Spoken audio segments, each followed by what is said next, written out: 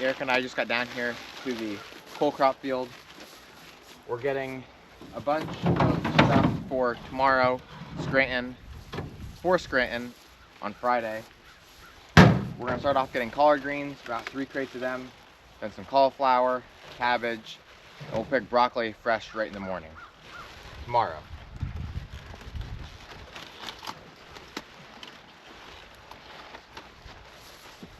We just don't have time to do everything tomorrow, or we would do it all. That way it's as fresh as possible.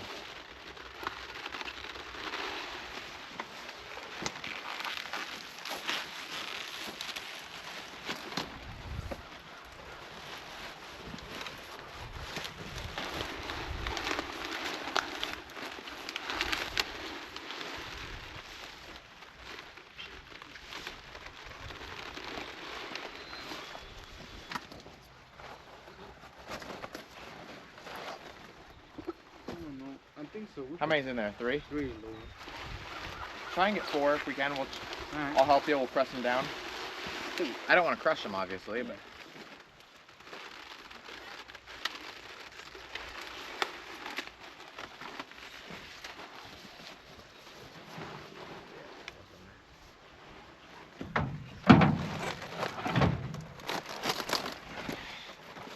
I have 10 ordered, and I guess we'll only have 2 extra, but that'll be okay.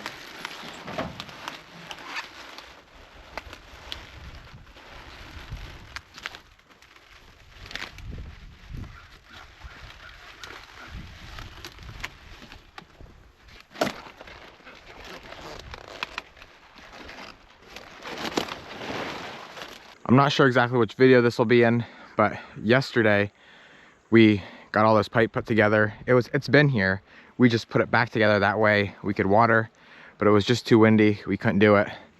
And so now hopefully maybe tonight we'll get back to it again.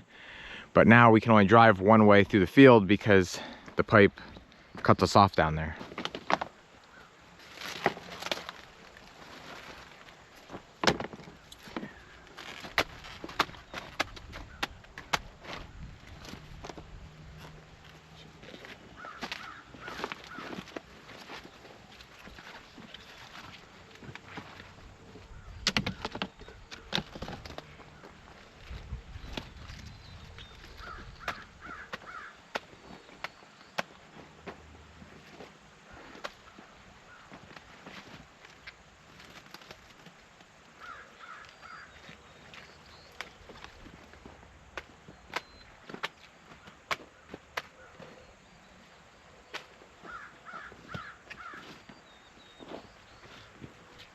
So we just finished 3. Eric's carrying one back right now.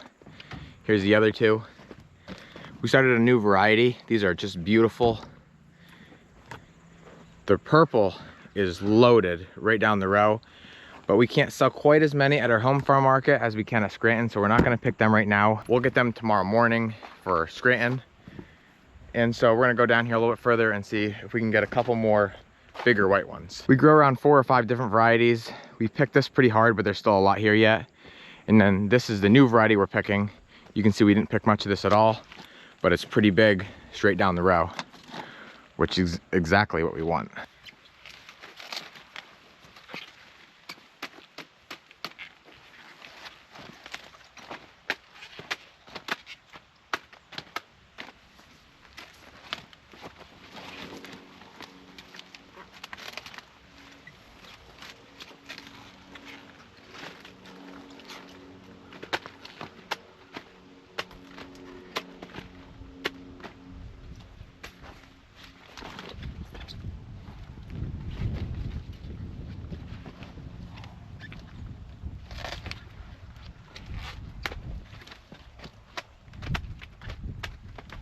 So we picked the cauliflower, and then we moved up into the cabbage, and we got a call. We had to take 50 heads out for an order to the farm market.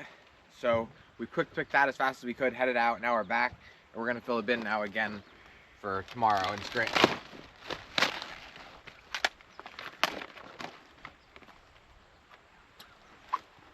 Because we haven't gotten rain in so long, the cabbage isn't growing as fast as we would like it, so we're picking it a little bit smaller than normal, but it's still really nice.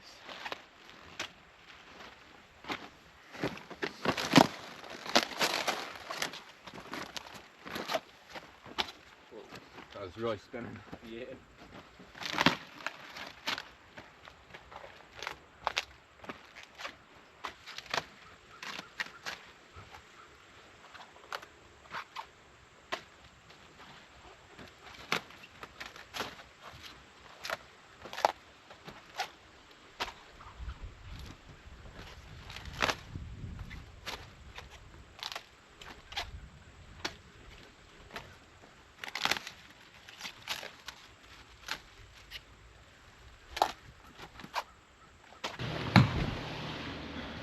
So the cabbage and collard greens are in here.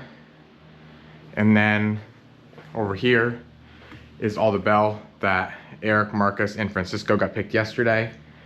And then a couple other extras like dill, eggplant, red beets. Over there's long hots. And here's some local cider that we picked up that we gotta take to the farm market when I head out.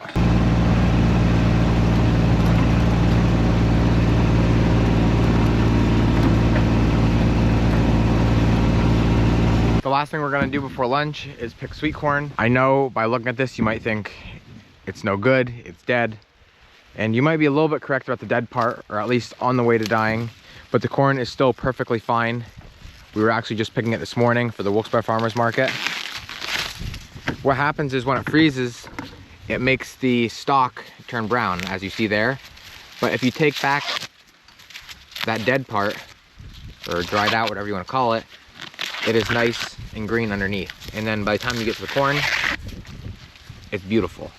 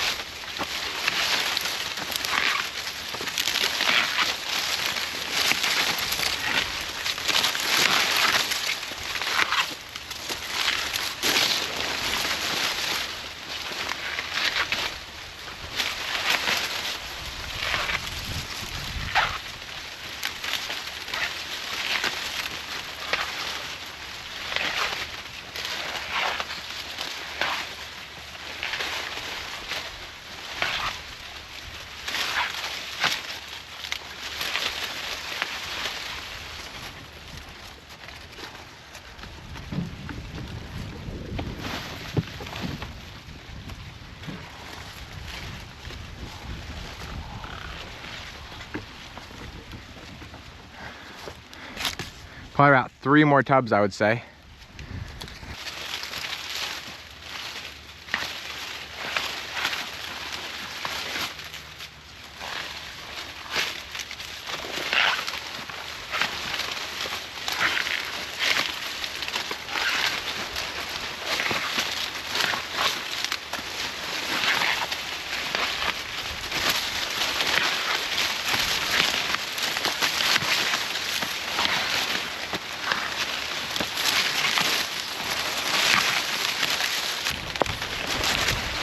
All right, so we just finished up. Eric's gonna throw the last one on right now, and then we're going for lunch. I'm starving.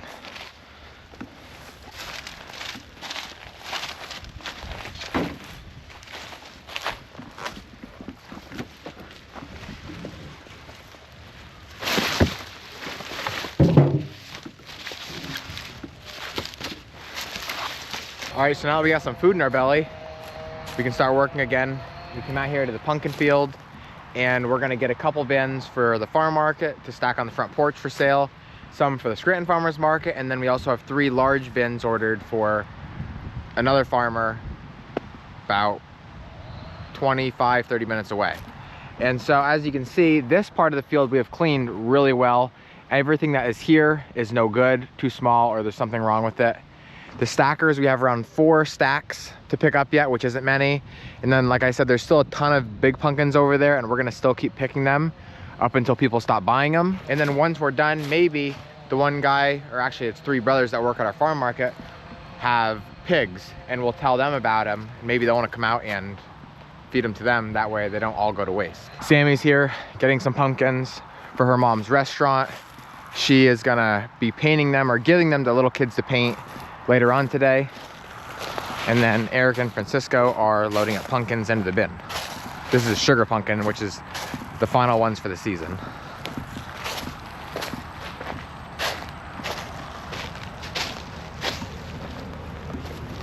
It's just after 3 o'clock. The guys left after we got done with pumpkins. I brought the 2 bins that are for the order back to the farm here and got them right out here. We need 1 more yet for the order. And I did just remember now that I was supposed to have these in tall bins, not these short bins. So I'm not sure what Dad's gonna want me to do, whether it's leave them in here or transfer them over into the bigger ones. I don't really know why, but certain things like pumpkins always go in tall bins. Big pumpkins go in tall bins, and then like sugar pumpkins, the smaller ones, will go in that size bin right there. That's just the way they always get sold, especially for like retail. But I screwed up, so I'm not sure what's gonna happen, but it's not that big of a deal. At least the customer will get their pumpkins regardless. Today is Friday. I'm starting off here in the cabbage, cauliflower, broccoli field. You can see it all here behind me. I actually forgot a knife. But anyway, I'm not gonna be picking all that stuff right now. I'm actually only gonna be picking broccoli for my mom for the farm market.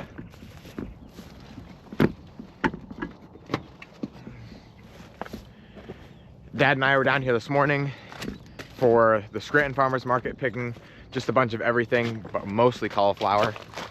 And so after I get done picking this, what we're gonna be working on is getting the irrigation running in this patch, because if you've been following along with the videos, you'll know that we haven't gotten rain in almost a month now. I wanna say it's gotta be very close to a month, if not over a month. And so these just cannot go any longer. This stuff loves the cool weather and it loves a lot of water. We've been getting the cool weather, but not the rain. And so hopefully in about 20 minutes, as soon as I'm done here, I'm gonna start this up. We've actually really got the broccoli under control now, which is good, because we were nervous with going to Tennessee that it was gonna get ahead of us. Basically, the only heads we have left now are just the perfect ones that we're gonna sell back home here. And there's not even that many. There's like 10 or 15, and then that's it, besides the shoots that are just starting to come out off of the plant. If you don't know what a shoot is, there's a main head on a plant, which you see right here. It's the biggest head.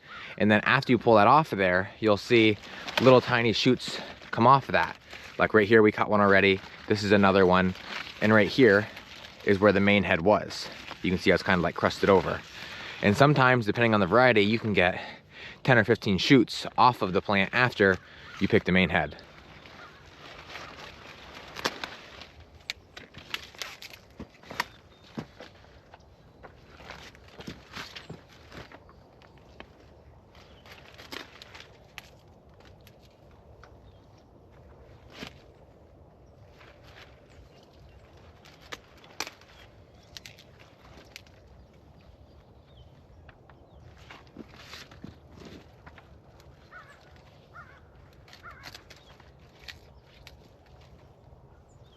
So I was wrong, there wasn't even 15, there was about 8 or 9. So now that I'm done with this, I'm gonna head up to the mid-season cold crops, which we mowed the whole entire field off up there besides our Brussels sprouts.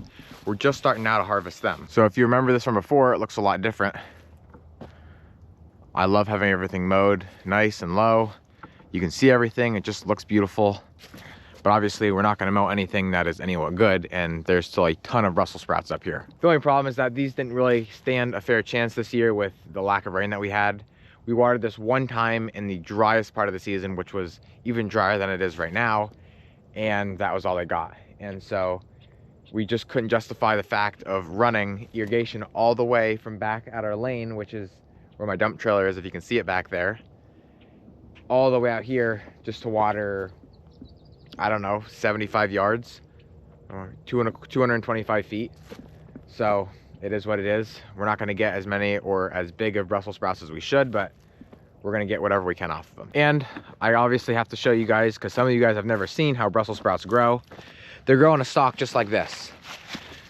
And obviously there's a bunch of leaves, and then on that stalk underneath the leaves is all the Brussels sprouts. Each one of those little tiny balls, I guess I would say, is a Brussels sprout that you'll pick off, and eat. And the reason you may have never seen them like this is because in the grocery stores, they already have them all picked off in little baggies. You just take the baggie home, drop them in a pan, and it's simple as that. I have never really cared much for Brussels sprouts, but almost always homegrown is better than grocery store. So if you haven't had any from your local farmer's market, definitely go pick some up because I bet you'll like them more. And so how we harvest them for sale is I'm gonna take clippers, cut them right down here at the base, take the leaves off and sell them right on the stalk. Then people can take them home and pick them off and do with them whatever they want. These here are pretty nice. This variety did not good at all. These are like a lot tinier. The Brussels sprouts are a lot smaller. I think if we can figure out what variety this is, we're not gonna grow them no more. We'll stick with these two right here. I'll start by going through and clipping the head off. That's another trick. If you're growing your own Brussels sprouts and you wanna get the top ones to grow bigger, you need to cut that head off. That way it's not putting nutrients to this leafy head right here, and instead putting them just to the Brussels sprouts. Because almost always your lower Brussels sprouts are gonna grow bigger faster than your upper ones. And so like a week to 2 weeks before we're ready to harvest, we'll come through and clip all these heads off. Now we didn't do it in this case, but they'll be okay. I'm actually gonna go through here now and just clip a couple extra. And then come down here right at the base, flip it off, let it fall. Flip it off, let it fall. And just keep doing that. There's 4 or 5, whatever. And then, just like I said, we'll take, and it's better if you pull the leaves in a side motion, because if you pull them down or up, you risk breaking that Brussels sprout off of there. And there's not many leaves, it doesn't take that long. Just work it right around in circles.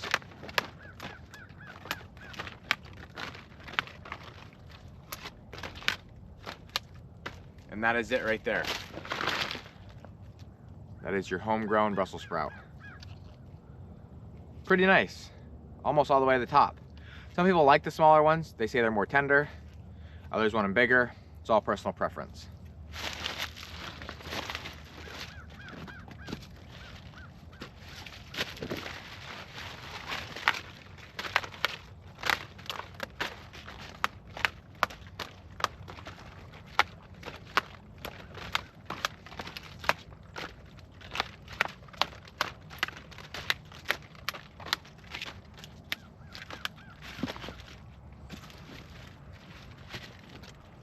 All right, so there they are. Beautiful. A lot of eating on there.